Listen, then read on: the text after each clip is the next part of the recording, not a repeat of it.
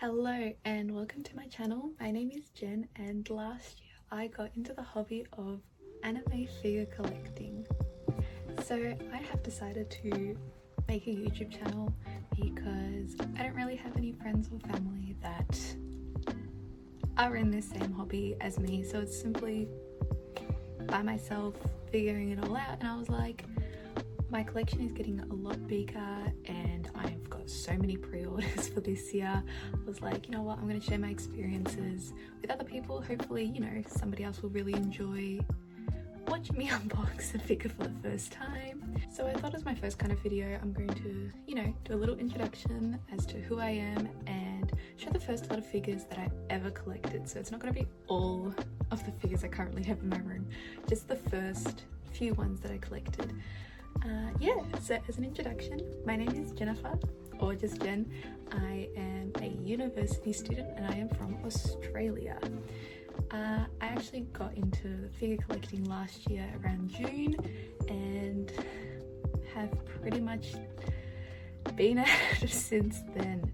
Curiosity often leads to trouble.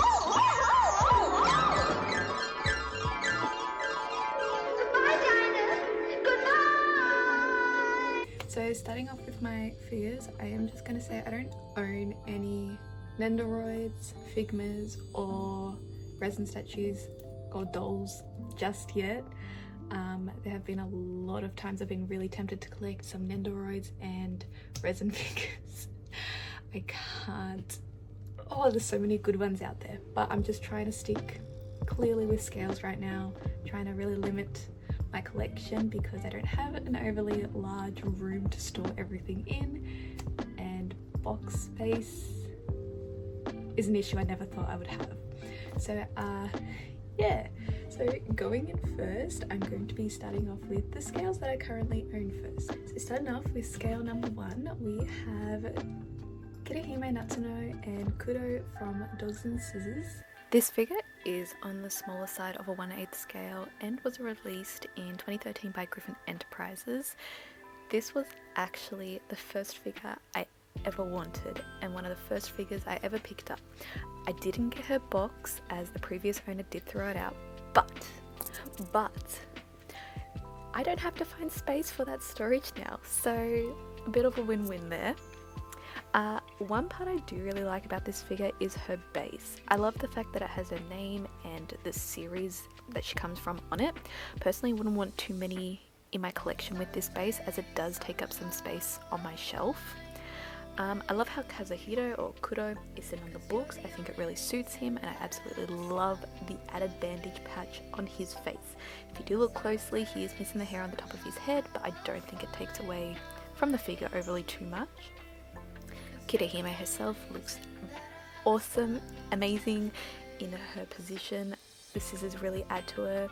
Her coat has a nice sculpt. My biggest issue that I cannot pinpoint is there's something off with her face. Look at it. I don't know if it's blank or if it's her ears. I don't know why. She's a bit of a weird one. Definitely not my favorite figure I own, but a figure that does mean a lot. Not just that she was my first figure, but I don't know, there's something about her. Anyway, I also got at the same time, same day that I picked her up, I also picked up the Good Smile Company Hatsune Miku. This is a 1/8 scale and was initially released in 2008 and then again in 2009 and then again in 2011.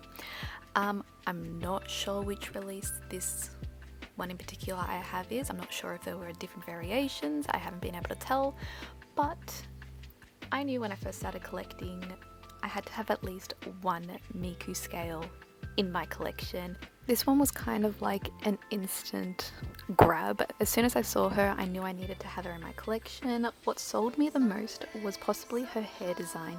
It's so big and it looks flowing, but at the same time, it doesn't take away from the figure itself. There is so much detail on Miku. Even with her base being so clear and so simple, I think it really suits her. It also makes it really nice and easy to display her with other figures. Going on to figure number 3, I need 2 hands for this one because she's big. Also, one of my favourite figures currently at the moment. I'm going to be saying that about every single figure, but it is the Next Purple Vertex figure. I don't have words. Okay, so this is the 1/7 scale from Shin Jigen Game Neptune Victory 2 of Next Purple by the manufacturer Vertex. This figure did get a re-release last year with her full processor unit that includes the sword. My version is the 2017 release, so I'm just missing her weapon. But I cannot tell you how gorgeous she is. She is stunning. Her colouring is literally perfection. The metallic purple on the black outfit, mwah, amazing. Her sculpt is a 10 out of 10. When I started collecting figures and I didn't know figure physics, I didn't really want figures with support rods as I thought it would take away the focus from the figure. However, after getting Miss Next Purple, my view has definitely changed on support rods. Anyway, enough of my inexperienced talk. Look at her face, at her eyes, and that flowing hair. If you cannot tell, she is definitely my favourite figure right now.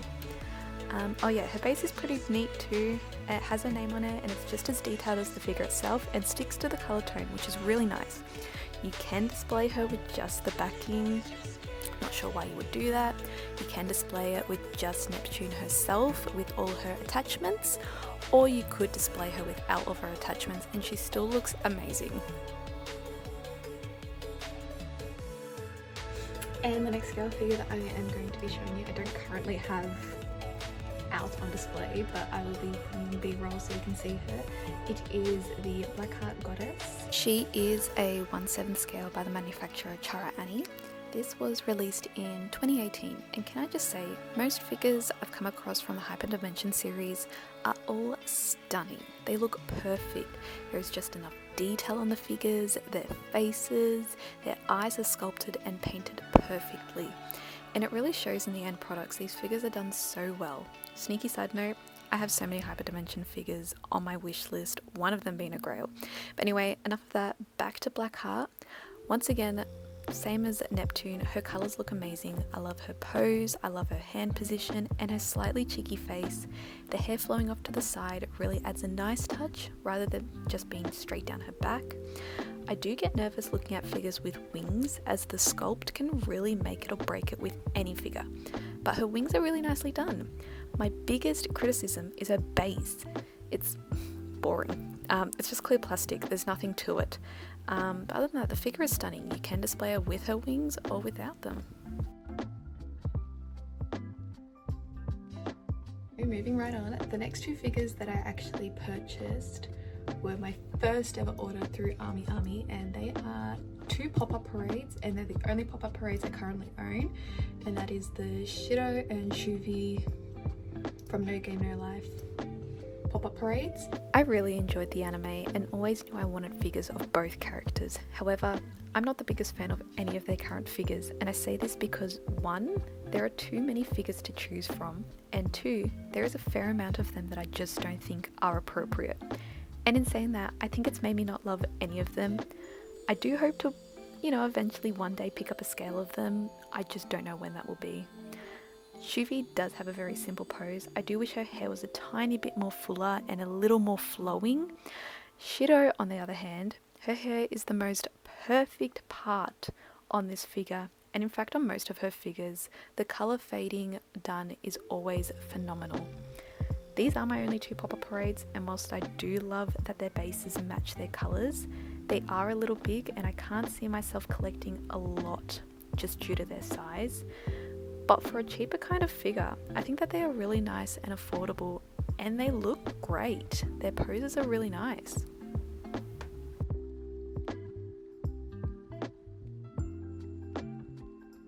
Now, moving on to my prize figures that I initially first picked up. Number 1, we are going to start off strong. This is one of my favourite figures so far. that I own. I don't even know what it is. I love her character design. I love who she is, and I loved the anime, I loved the manga. Anyway, so we are going to go with CECE or C2, whatever you want to call her, from Code Geass.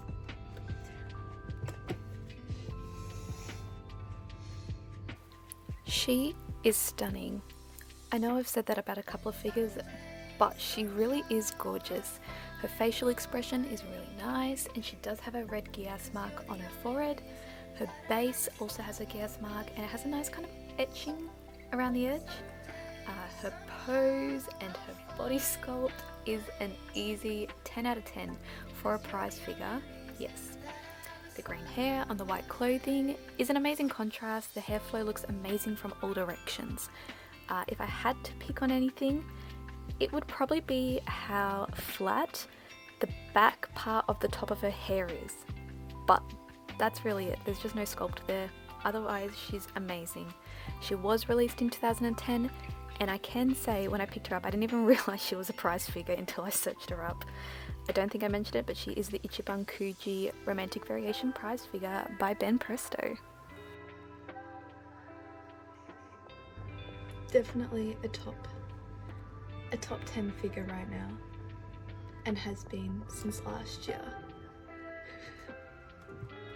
So in saying that, with CC being my top prize figure, these next ones I do like. Of course not as much as I probably should, but these two are racing. One's Racing Miku, so this is the Racing Miku here, and the other one is the Innocent Tone SPM Miku. So this is the Espresso Miku racing figure released in 2020. She's adorable, her face is cute, and she just looks so happy. Her hair, like most Miku figures, is very full and long. I love the pink ribbons that run to the ends. I think they add a very nice touch. You can't really tell, but her base is a glittery green colour, and it is see-through, and it does add some height to the figure, which is nice as she is quite small. And next is the Innocent Arcade Future Tone Miku, which was released in 2016 and did get a re-release last year. She's quite tall. She's bigger than my 1/8 scaled figures, so I find her hard to display with most of my figures. However, she's very, very pretty, and I do love the repeated butterflies in the hair, dress, and on the shoes. I've noticed that my collection is very revolving right now around weapons and swords, and I just think that they're very cutesy, and I don't know if that's the way I want my figure collection to go right now. So I think they are, unfortunately, some of my least favourite figures I own. Anyway, going on to the last figure I'm going to be showing on today's video, we have another Kirihime Natsuno.